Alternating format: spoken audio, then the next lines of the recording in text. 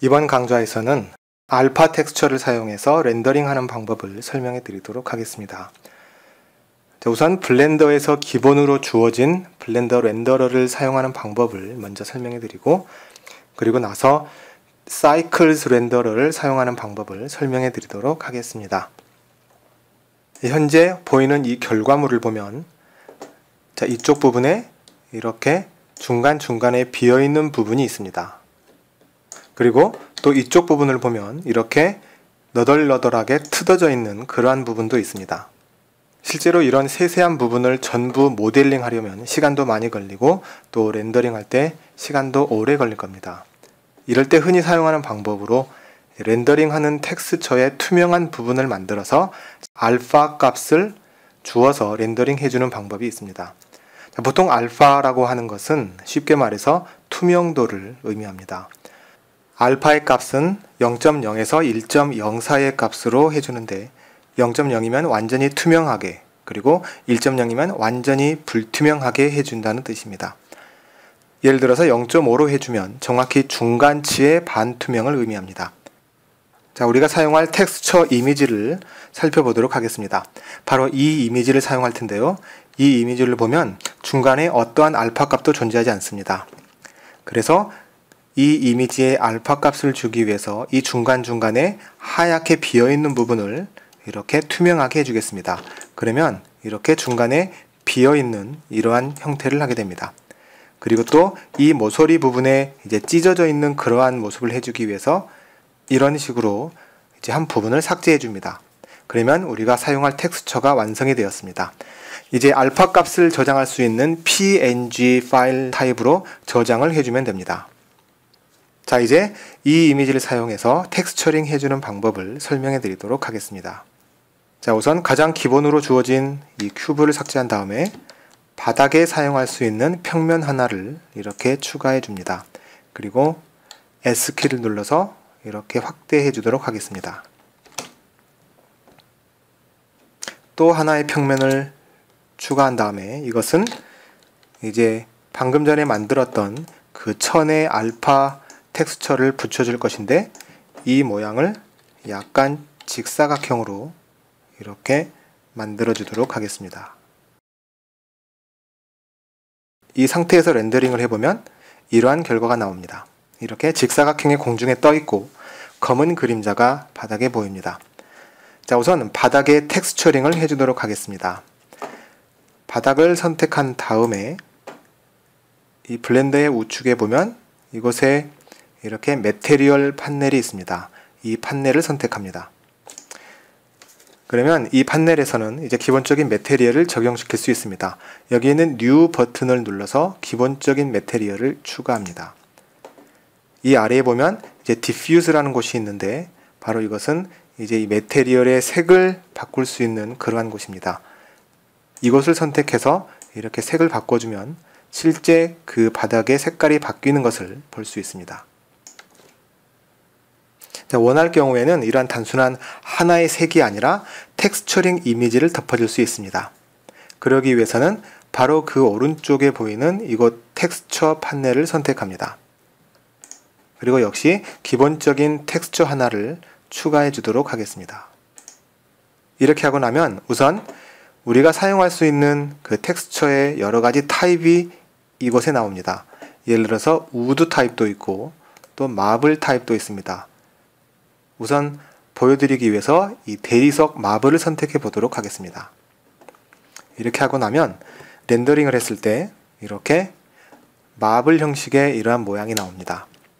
이제 이 색을 바꾸기를 원한다면 매테리얼로 다시 돌아가서 이곳에서 그 매테리얼의 색을 바꿀 수 있습니다. 가령 이 색을 이렇게 파란색으로 해줘 보도록 하겠습니다. 그러면 이렇게 파란색이 추가됩니다. 하지만 우리가 사용하고자 하는 타입은 이미지 타입이기 때문에 이곳 텍스처 패널에 있는 이곳 타입에서 Image or Movie를 선택해 줍니다. 그리고 나면 그 아래 부분에 이미지 부분에서 이 오픈 버튼을 눌러서 우리가 사용하고자 하는 텍스처를 불러올 수 있습니다. 우선 우리가 사용할 대리석 이미지를 불러오도록 하겠습니다. 그래서 다시 한번 렌더링을 해보면 방금 불러온 그 대리석의 이미지가 텍스처링 되어 있음을 볼 수 있습니다. 그런데 렌더링 할 때 이미지를 선택한 후에 그 이미지가 보여주는 결과를 우리가 컨트롤 할 수 있습니다. 이 텍스처 판넬 아랫부분에 보면 이곳에 매핑이라는 부분이 있습니다. 그곳에 보면 이곳에 이제 코오디네이트라는 부분이 있는데 이곳에서 UV를 선택해 줍니다. 그리고 이곳 위에서 UV 에디팅 레이아웃을 불러옵니다.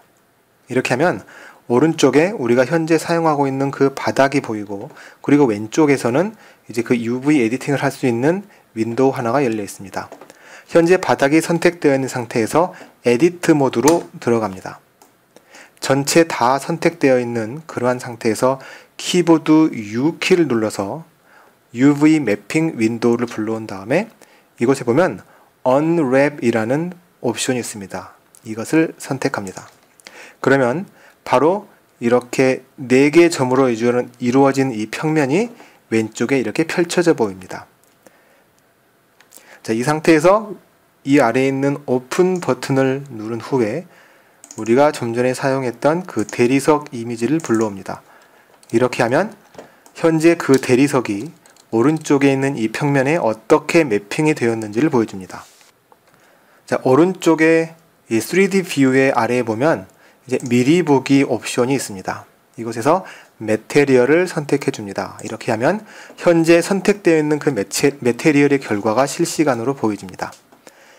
자, 이곳 UV 에디팅 할 수 있는 이 창에서 지금 현재 선택되어 있는 이 메쉬를 약간 이동시켜 보도록 하겠습니다. 이렇게 하면 우측에서 보이는 것처럼 실제 어느 위치에 그 이미지가 매핑되는지를 실시간으로 확인할 수 있습니다.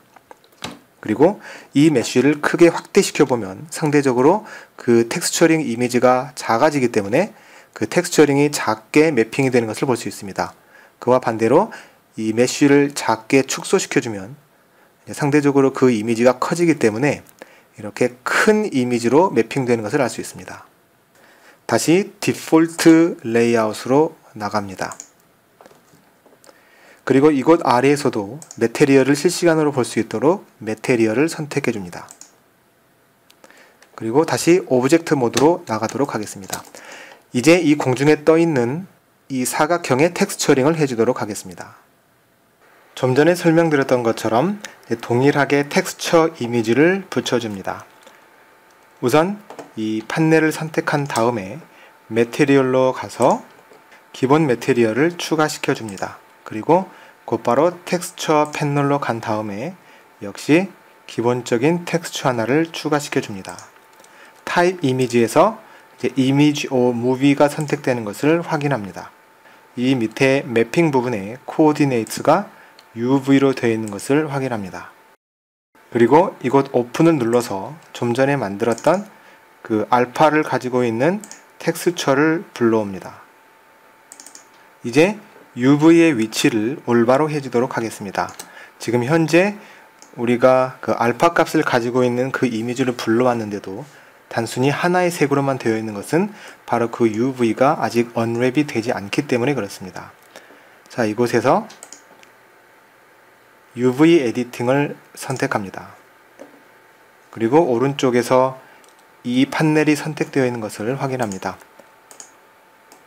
자, 좀 전에 사용했던 이 이미지를 여기 X 버튼을 눌러서 삭제시켜 줍니다. 그리고 이 판넬에서 에디트 모드로 들어갑니다. 전체 선택되어 있는 상태에서 키보드 U키를 눌러서 언랩을 해줍니다. 그러고 나면 이렇게 그 결과가 나타나게 됩니다. 이제 실제로 이 매핑을 컨트롤 해주기 위해서 왼쪽에 있는 여기 오픈 버튼을 눌러서 그 이미지를 불러오도록 합니다.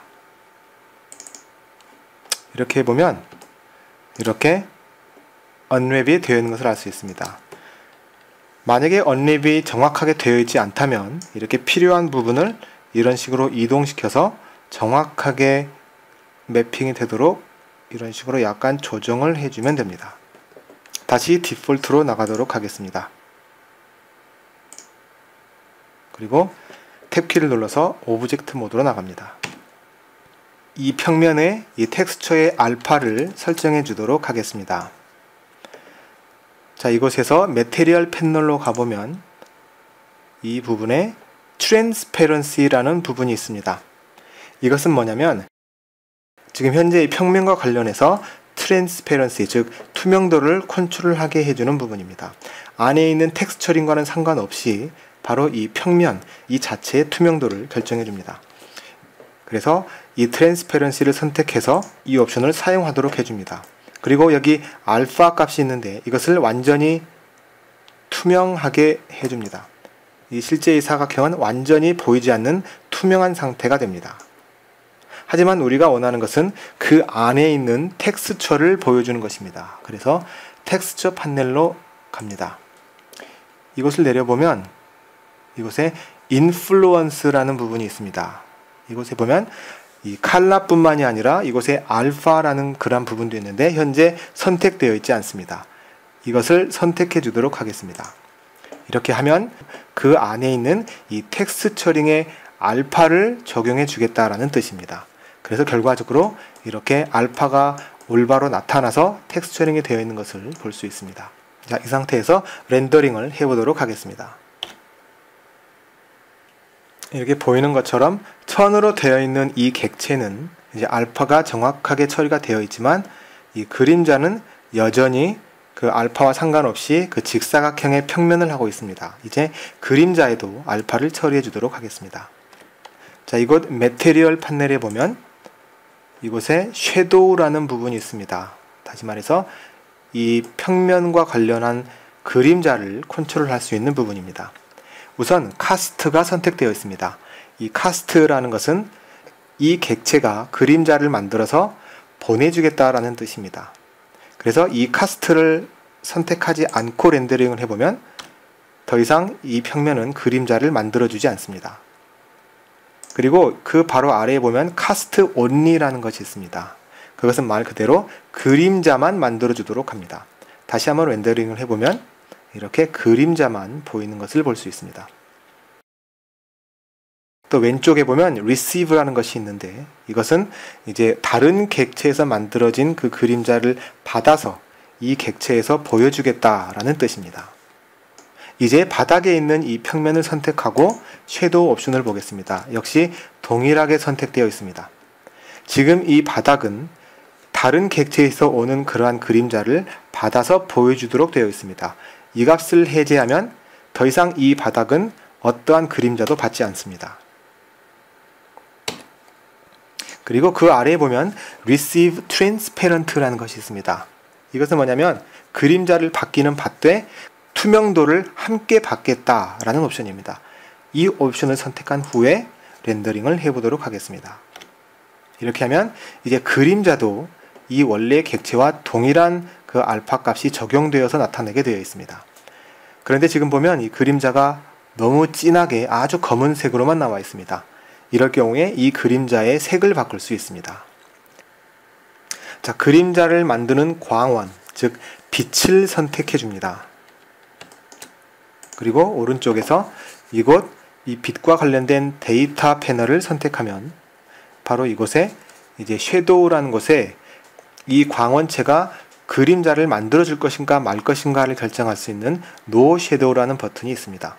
이것이 선택되어 있다면 이제 이 빛에 의해서 그 어떠한 그림자도 나타나지 않게 됩니다. 그리고 그 바로 아래 보면 그림자의 색깔이 있습니다. 지금 현재 아주 진한 검은색으로 되어 있기 때문에 바로 그 결과가 검게 나오는 것입니다. 이 값을 조금 밝게 해주겠습니다. 그리고 약간 노란색으로 옮겨주도록 하겠습니다. 이렇게 하고 나서 렌더링을 해보면 이렇게 그림자가 변경되어 있음을 볼 수 있습니다. 이제 사이클스 렌더러를 사용할 때 알파 텍스처링 하는 방법을 설명해 드리도록 하겠습니다. 자, 사이클스 렌더러는 잘 알고 계시다시피 사진과 같은 실사물을 만들 때 사용할 수 있는 렌더링 엔진입니다. 자, 자, 다시 시작하기 위해서 바닥에 사용할 평면과 찢어진 천을 텍스처링할 평면 하나를 만들어 주도록 하겠습니다. 그리고 이곳에 보이는 렌더링 엔진을 Cycles 렌더로 선택해 줍니다. 자, 우선 기본적인 매테리얼을 하나 추가해 줘야 되는데, 좀 전에 했던 것처럼 이곳에서 New를 눌러서 기본적인 매테리얼을 추가할 수도 있습니다. 하지만 Cycles 렌더러를 사용할 때는 컴포지팅을 사용해서 노드 에디터에서 해줄 수 있습니다. 이곳에서 컴포지팅 레이아웃을 불러옵니다. 그러면 화면 윗부분에 이렇게 노드를 사용하는 윈도우가 있고, 아래 왼쪽에는 UV 매핑을 할 수 있는 윈도우가 나옵니다. 그리고 오른쪽에 하나의 3D 뷰 윈도우가 있는데, 이곳에서 3D 뷰 윈도우를 하나 더 만들어 주도록 하겠습니다. 이 새로 만든 윈도우는 렌더링된 결과물을 실시간으로 보여주도록 할 것입니다. 이곳 아래에 보면 이렇게 미리 보기 옵션에서 Rendered라는 옵션이 있습니다. 이것을 선택합니다. 이렇게 하면 현재 렌더링을 했을 때 나오는 결과가 이렇게 실시간으로 나옵니다. 그리고 이 가운데 있는 이 윈도우는 이제 우리가 객체를 사용할 때 사용하도록 할 것입니다. 자, 우선 바닥 평면을 선택해 준 다음에 이곳에 있는 쉐이더 노드를 선택합니다. 지금 현재 선택되어 있는 이 바닥을 이루는 이 평면에 매테리얼을 주기 위해서 이곳에서 이 New 버튼을 선택할 수도 있고, 또한 이곳에도 동일한 버튼이 존재합니다. 이 버튼을 눌러서 기본적인 매테리얼을 추가시킵니다. 이렇게 하면 가장 기본적인 노드의 세팅이 나타납니다. 자, 왼쪽에 있는 이 Diffuse는 이제 이 매테리얼의 색을 결정하는 것이고, 오른쪽에 있는 이 매테리얼 아웃풋은 그 결과물을 나타내는 노드입니다. 노드의 흐름은 왼쪽에서 오른쪽으로 흘러갑니다. 그래서 이곳에서 Diffuse의 값을 이런 식으로 변경을 해주면 이렇게 결과가 이렇게 나옴을 볼 수 있습니다. 이제 이 바닥의 평면에 대리석 이미지로 텍스처링을 해주도록 하겠습니다. 여기서 한 가지 중요한 것은 Cycles 렌더러를 사용할 때는 텍스처 판넬을 사용하지 않고 매테리얼에서 텍스처링이 가능하다는 것입니다. 자, 일반적으로 새로운 객체를 추가할 때 Shift A 키를 눌러서 추가했듯이 이곳 노드 에디터에서도 Shift A 키를 눌러서 새로운 노드를 추가할 수 있습니다. 여기 추가 윈도우에 보면 여러 가지 옵션이 있습니다. 텍스처 그룹에 보면 이미지 텍스처 노드가 있습니다. 이 노드를 선택합니다. 지금 현재는 한 가지 색깔만 텍스처링 되도록 되어 있습니다. 하지만 우리가 원하는 것은 이미지가 매핑이 되는 것을 원하기 때문에 이곳 이미지 텍스처에서 우리가 원하는 이미지를 불러오도록 하겠습니다. 여기에 있는 대리석 이미지를 불러옵니다.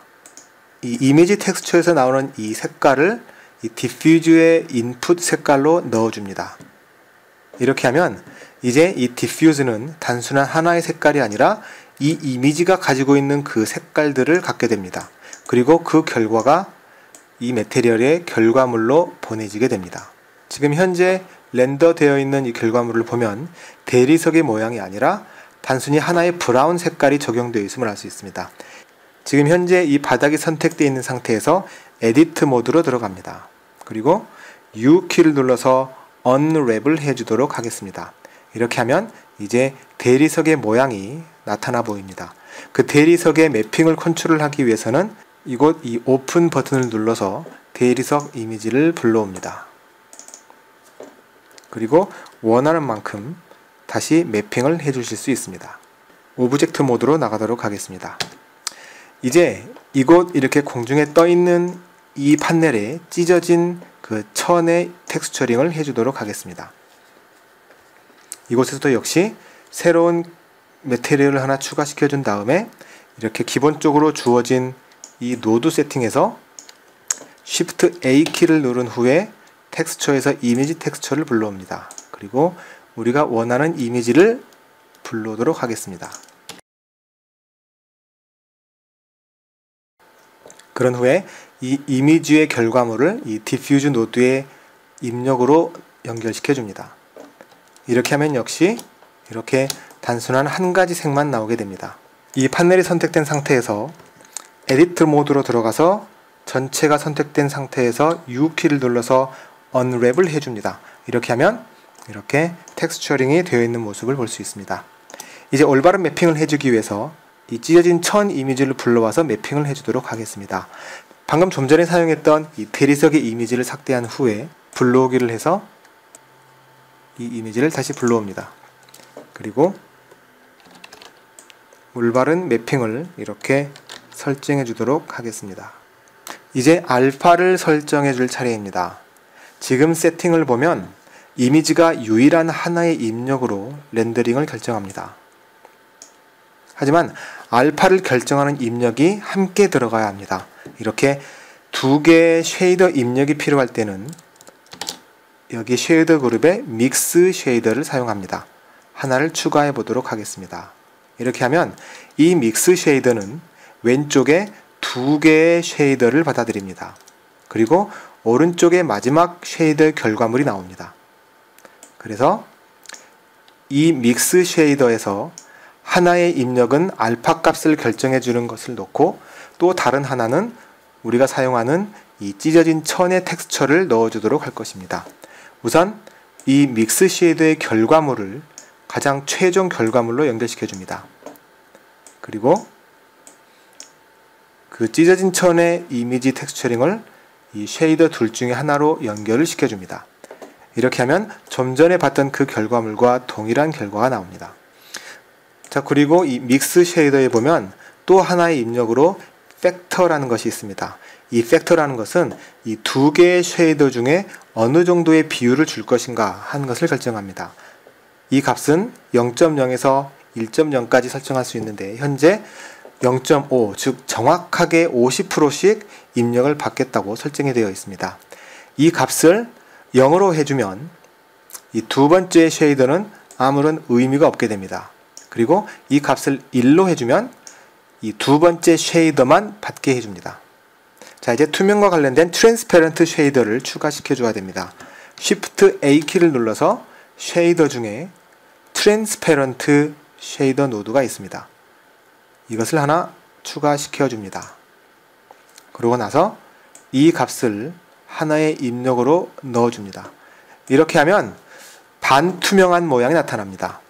왜 그러냐면 이 아랫부분은 이 천 모양의 입력이 들어가고 이 윗부분은 이 투명한 이 하얀색의 투명한 값이 들어가는데 정확히 반반씩 섞어서 들어갑니다. 그렇기 때문에 전체적으로 반투명한, 즉 정확히 50%의 반투명한 모양이 됩니다. 하지만 우리가 원하는 것은 전체적으로 반투명한 그런 결과가 아니라 이제 그 이미지에서 알파가 있는 부분은 완전히 투명하게, 그리고 알파가 없는 부분은 완전히 불투명하게 해주기를 원합니다. 이곳 이미지 텍스처에 보면 이 색깔 말고 나가는 값으로 알파라는 값이 밖으로 나갑니다. 이것은 뭐냐면 이 이미지가 가지고 있는 알파에 대한 그런 정보가 밖으로 나갑니다. 그래서 이 알파를 이곳에 팩터에 연결을 시켜주면 바로 이렇게 정확하게 결과가 나오는 것을 볼 수 있습니다. 그 이유는 뭐냐면 지금 현재 이 이미지가 어디가 알파가 있고 어디가 투명하지 않은지를 정확하게 알고 있고 그것에 따라서 이 팩터를 결정해 주도록 해주기 때문에 자동적으로 알파가 있는 것은 투명하게, 그리고 알파가 없는 것은 불투명하게 나오게 됩니다. 지금 결과물을 보면 이렇게 바닥에 있는 그림자도 정확하게 처리가 되어 있음을 알 수 있습니다.